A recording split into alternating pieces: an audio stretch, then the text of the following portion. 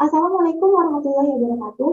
Baiklah, saya Rini Oktaviani Putri dengan NIM C1C0264. Di sini saya akan menjelaskan mengenai penghitungan pajak penghasilan pasal 21, di mana tugas ini dibuat untuk memenuhi tugas mata kuliah perpajakan 2 dengan dosen pengampu Bapak Wirni Eka Putra. Dan ada pun pokok pembahasannya, yaitu yang pertama, ada pengertian PPh pasal 21, yang kedua, cara penghitungan PPh pasal 21, dan yang ketiga, ada contoh penghitungan PPh pasal 21. Nah, langsung saja ke yang pertama, yaitu mengenai pengertian PPh pasal 21.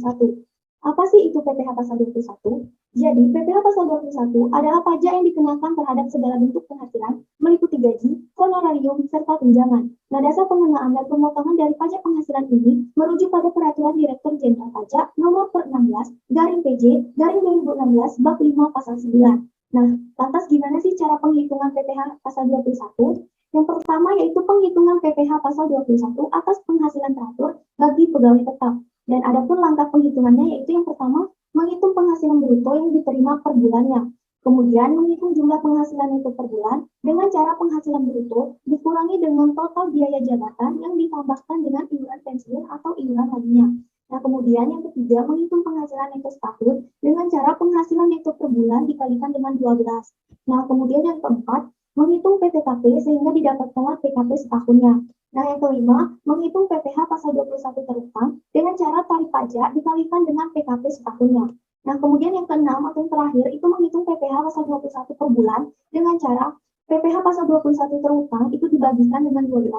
Nah, penghitungan PPh pasal 21 atas penghasilan teratur tetapi bagi penerima pensiun berkala dan ada penghitungannya yaitu yang pertama menghitung penghasilan neto per bulan, yaitu dengan cara penghasilan bruto dikurangi dengan biaya pensiun. Kalau tadi kan ada biaya jabatan, tapi kalau ini cukup hanya biaya pensiun saja, kemudian dikalikan dengan banyaknya bulan. Nah, terus yang kedua, penghasilan neto per bulan ditambahkan dengan penghasilan neto dalam tahun bersangkutan. Nah, yang ketiga itu menghitung PKP-nya dengan cara jumlah perhitungan nomor 2 tadi, yaitu penghasilan neto per bulan ditambah dengan penghasilan neto dalam tahun bersangkutan, dikurangi dengan PTKP.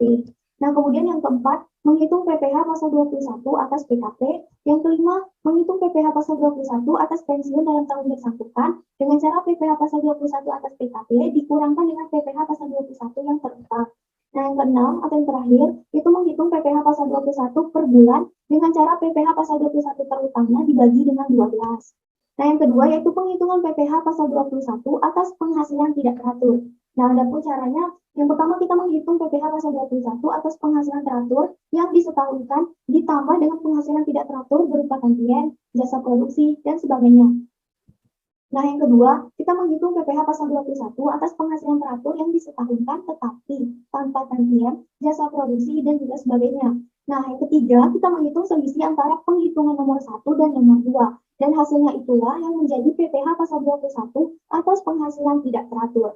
Nah, kemudian yang ketiga, itu penghitungan PPh pasal 21 terutang pada bulan Desember atau masa pajak tertentu untuk pegawai tetap yang berhenti bekerja sebelum bulan Desember. Ada langkahnya, yang pertama menghitung PPh pasal 21 terutang atas seluruh penghasilan, baik itu teratur ataupun tidak teratur. Kemudian PPh pasal 21-nya tadi itu dipotong sebesar selisih antara PPh pasal 21 terutang atas seluruh penghasilan teratur ataupun tidak teratur. Nah, kemudian jika terjadi kelebihan pemotongan, maka pemotong pajak dapat memperhitungkan dengan PPh pasal 21 terutang atas penghasilan pegawai tetap lainnya dalam masa pajak yang sama. Nah, kemudian yang keempat, itu penghitungan PPh pasal 21 untuk pegawai tidak tetap atau tenaga kerja lepas, pemagang, dan calon pegawai yang menerima upah harian, upah mingguan, upah satuan, upah borongan, uang saku harian atau mingguan. Nah, ada angkanya. Yang pertama kita tentukan dulu berapa jumlah uang saku harian atau rata-rata uang saku yang diterima dalam sehari. Nah, jika jumlah kumulatifnya itu tidak lebih dari 4.500.000, maka tidak ada pemotongan. Tetapi jika jumlah kumulatifnya besar dari atau lebih dari 4.500.000, maka yang harus dipotong adalah sebesar uang saku harian yang telah dikurangi 450, kemudian dikalikan dengan 5%. Nah, tetapi jika upah kumulatifnya itu lebih dari 4.500.000, tetapi kurang dari 10.200.000, maka yang harus dipotong adalah sebesar uang saku harian setelah dikurangi PTKP sehari, kemudian dikalikan 5%. Dan jika upah kumulatifnya itu lebih dari 10.200.000, maka yang harus dipotong adalah sebesar uang saku harian setelah dikurangi PTKP sehari dibagi dengan 12. Nah, yang kelima yaitu ada penghitungan PPh pasal 21 untuk pegawai tidak tetap atau tenaga kerja lepas, pemagang, dan calon pegawai yang menerima upah yang dibayarkan secara bulanan. Nah, itu dihitung dengan jumlah upah bruto yang disetahunkan setelah dikurangi PTKP, kemudian dibagi 12.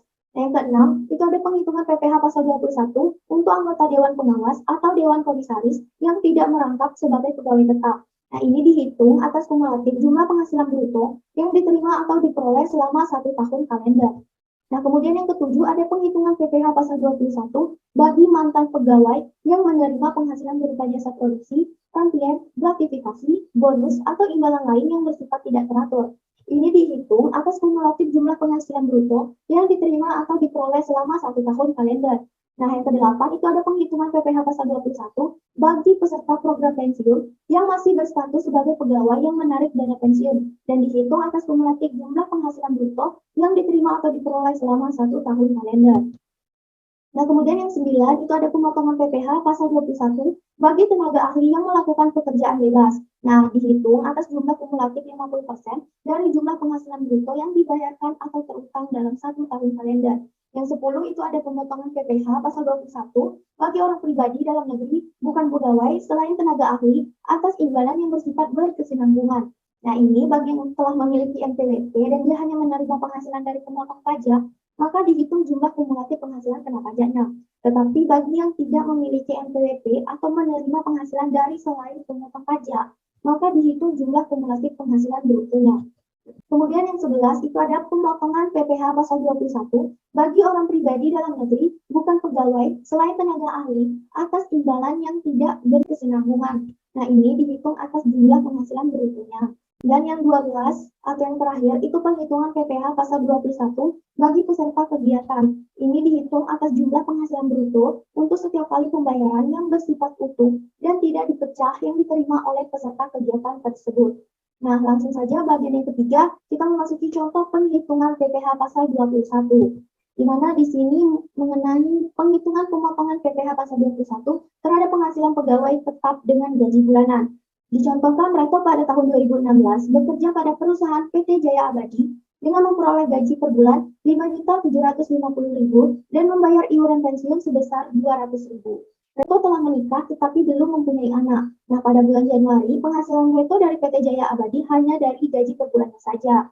Nah, penghitungan PPh pasal 21-nya itu adalah sebagai berikut. Jadi, gaji per bulannya itu diketahui 5.750.000. Kemudian terjadi pengurangan yaitu karena biaya jabatan dan juga pembayaran iuran pensiun. Biaya jabatannya itu 5% dikalikan dengan gaji per bulannya yaitu 5.750.000 sehingga didapatkan hasil 287.500. Kemudian karena dia membayar iuran pensiun sebesar 200, maka dikurangkan pula dengan iuran pensiun. Sehingga total pengurangannya itu yaitu 487.500. Nah, untuk penghasilan neto per bulannya sendiri, berarti gaji per bulan dikurangkan dengan total biaya jabatan dan iuran pensiun, sehingga didapatkan 5.262.500. Dan untuk penghasilan neto setahun, itu penghasilan neto per bulan dikalikan dengan 12, sehingga didapatkan hasil 63.150.000. Kemudian dipotong lagi dengan PTKP setahunnya. Yang pertama yaitu ada untuk wajib pajak sendiri sebesar 54 juta, dan kemudian ada tambahan wajib pajak kawin karena di soalnya itu Reto telah menikah sebesar 4.500.000, sehingga untuk pemotongan PTKP setahunnya sendiri yaitu sebesar 58.500.000. Nah, penghasilan kena pajak setahunnya itu penghasilan neto setahun dikurangkan dengan PTKP setahunnya sehingga didapatkan penghasilan kena pajak setahun sebesar 4.650.000. Nah, untuk PPh pasal 21 terutangnya sendiri, itu 5% dikalikan dengan penghasilan kena pajak setahun, sehingga didapatkan 232.500. Nah, PPh pasal 21 per bulannya, itu berarti 232.500 atau PPh pasal 21 terutang dibagikan dengan 12, sehingga didapatkan 19.375 rupiah. Nah, contoh yang kedua yaitu penghitungan pemotongan PPh pasal 21 terhadap penghasilan pegawai tetap dengan gaji mingguan dan harian. Di sini dicontohkan, Oka Sagala belum nikah. Pada tahun 2016, ia bekerja sebagai pegawai tetap pada perusahaan PT Mahagoni Gemilang dan ia menerima gaji yang dibayar mingguan sebesar 2 juta. Nah, penghitungan PPh pasal 21 minggu pertama bulan Agustus apabila dalam minggu tersebut hanya menerima penghasilan berupa gaji saja yaitu sebagai berikut. Nah, penghitungan PPh pasal 21. Jadi gajinya itu per minggunya itu didapatkan 2 juta. Nah, karena di sini dia diminta untuk minggu pertama bulan Agustus, 1 bulan itu kan ada 4 minggu, sehingga gajinya untuk bulan Agustus itu 4 dikali dengan 2 juta, sehingga didapatkan 8 juta. Nah, untuk pengurangannya sendiri, karena di sini dia tidak ada membayar iuran pensiun, maka hanya dikenakan pengurangan biaya jabatan sebesar 5% dikalikan dengan gaji bulan Agustusnya, sehingga didapatkan 400.000. Nah, untuk penghasilan neto per bulannya itu, gaji dikurangkan dengan biaya jabatan, didapatkanlah penghasilan neto per bulan sebesar 7.600.000. Nah, sedangkan untuk penghasilan neto setahun itu penghasilan neto per bulannya dikalikan dengan 12, sehingga didapatkan penghasilan neto setahun 91.200.000. Nah, kemudian dipotong lagi dengan PTKP setahun. Karena di sini dia belum menikah, maka hanya dikenakan untuk wajib pajak diri sendiri sebesar 54 juta. Dan penghasilan kena pajak setahunnya itu sebesar 37.200. Dan untuk PPh pasal 21 tentangnya sendiri, itu 5% dikalikan dengan penghasilan kena pajak setahun sehingga didapatkan 1.860.000. Dan untuk pajak PPh pasal 21 per bulannya, itu berarti PPh pasal 21 tentang dibagi dengan 12, sehingga didapatkan 38.750. Nah, sedangkan untuk PPh pasal 21 atas gaji atau upah mingguan, berarti PPh pasal 21 per bulan dibagikan lagi dengan 4, karena 1 bulan itu kan ada 4 minggu. Jadi dibagi 4, sehingga didapatkan 9.688 rupiah. Nah, kemudian contoh yang ketiga yaitu mengenai penghitungan PPh pasal 21 atas pembayaran uang rapel. Di sini kembali ke contoh yang pertama yaitu mengenai Reto. Nah, di sini pada bulan Juni 2016, Reto menerima kenaikan gaji menjadi 6.750.000 dan berlaku surut sejak 1 Januari 2016. Dengan adanya kenaikan gaji yang berlaku surut tersebut, maka Reto menerima rapel sejumlah 5 juta. Untuk menghitung PPh pasal 21 atas uang rapel tersebut, terlebih dahulu dihitung kembali PPh pasal 21 untuk masa Januari sampai dengan Mei atas dasar penghasilan setelah ada kenaikan gaji. Nah, jadi penghitungannya itu yaitu dilakukan sebagai berikut. Gaji diketahui 6.750.000. Kemudian terjadi pengurangan atas biaya jabatan dan juga dia membayarkan iuran pensiun untuk soal lebih lengkapnya itu pada soal pertama tadi. Nah, biaya jabatannya itu 5% dikali dengan 6.750.000 sehingga didapatkan 337.500. Kemudian ia membayar iuran pensiun yaitu sebesar 200.000 sehingga total pengurangannya itu yaitu ada 537.500. Nah, untuk penghasilan itu per bulannya sendiri itu gaji dikurangi dengan total biaya jabatan ditambah dengan iuran pensiun sehingga penghasilan itu per bulannya didapatkan 6.212.500 rupiah. Nah, untuk penghasilan neto setahunnya sendiri, itu penghasilan neto per bulan dikalikan dengan 12, sehingga didapatkan 74.550.000. Kemudian dipotongkan lagi dengan PTKP setahun, yaitu yang pertama untuk wajib pajak diri sendiri sebesar 54 juta, dan karena si Reto ini telah menikah, sehingga dikenakan tambahan wajib pajak nikah sebesar 4.500. Sehingga PTKP setahunnya itu menjadi 58.500. Nah, untuk penghasilan kena pajaknya sendiri, itu penghasilan neto setahun dikurangkan dengan PTKP setahunnya, sehingga didapatkan penghasilan kena pajak setahun sebesar 16.050.000. Nah, untuk PPh pasal 21 setahun, itu 5% dikalikan dengan penghasilan kena pajaknya, sehingga didapatkan 802.500. Untuk PPh pasal 21 setahunnya, itu 5% dikalikan dengan penghasilan kena pajak, sehingga didapatkan 8.200.500 rupiah. Nah, pasal 21 per bulannya, itu didapatkan dengan PPh pasal 21 setahun dibagi dengan 12, sehingga didapatkan hasil 66.875 rupiah. Sedangkan untuk PPh pasal 21 Januari sampai dengan Mei 2016, dari Januari sampai dengan Mei itu kan ada 5 bulan, Januari, Februari, Maret, April, Mei. Kemudian dikalikan dengan PPh pasal 21 per bulan, sehingga didapatkan hasil 334.375 rupiah. Sedangkan untuk PPh pasal 21 yang sudah dipotong pada Januari sampai dengan Mei 2016, itu adalah 5 dikali dengan 19.375 rupiah. 19.375 rupiah ini adalah pemotongan pada bulan Januari. Untuk lebih lengkapnya lihat pada contoh di bagian pertama.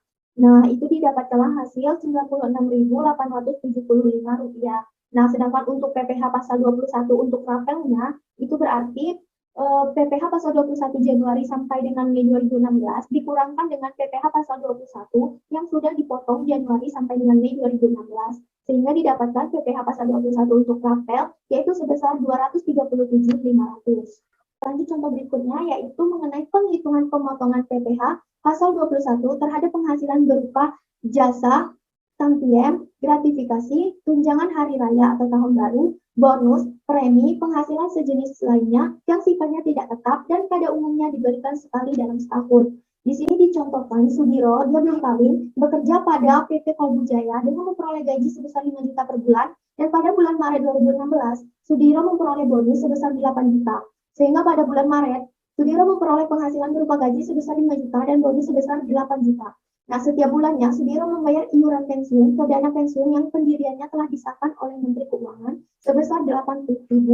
Nah, di sini untuk penghitungan PPh pasal 21 atas gaji dan bonus yang penghasilannya disetahunkan, maka gaji setahun itu berarti 12 dikali dengan gaji per bulannya. Karena gaji per bulannya itu 5 juta, maka gaji setahunnya 12 dikali dengan 5 juta sehingga didapatkan hasil 60 juta. Nah, untuk bonusnya sendiri itu kan ada 8 juta. Jadi penghasilan bruto setahunnya itu berarti gaji ditambah dengan bonus yaitu 68 juta. Nah, untuk pengurangannya sendiri yaitu ada biaya jabatan itu sebesar 5% dikali dengan penghasilan bruto setahun sehingga didapatkan 3.400.000. Kemudian dikurangkan lagi karena dia bayar iuran pensiun, itu iuran pensiunnya disetahunkan di mana dia per bulannya itu bayar 80.000, maka untuk setahun dikalikan 12 dapat 960.000. Sehingga total pengurangannya itu ada 4.360.000. Penghasilan neto setahunnya itu berarti penghasilan bruto setahun dikurangkan dengan total biaya jabatan yang telah ditambahkan dengan iuran pensiun setahun sehingga mendapatkan hasil 63.640.000. Kemudian dipotongkan lagi dengan PTKP-nya karena dia belum kawin maka hanya dikenakan diri wajib pajak sendiri sebesar 54 juta. Sehingga penghasilan kena pajaknya itu penghasilan neto setahun dikurangkan dengan PTKP-nya didapatkan 9.640.000. Dan untuk PPh pasal 21 terutang itu 5% dikalikan dengan penghasilan kena pajaknya sehingga didapatkan 482.000. Kemudian yang kedua atau yang bagian B itu ada PPh pasal 21 atas gaji setahun saja. Nah, gaji setahunnya tadi ada 60 juta yaitu 12 dikali dengan gaji per bulannya 5 juta.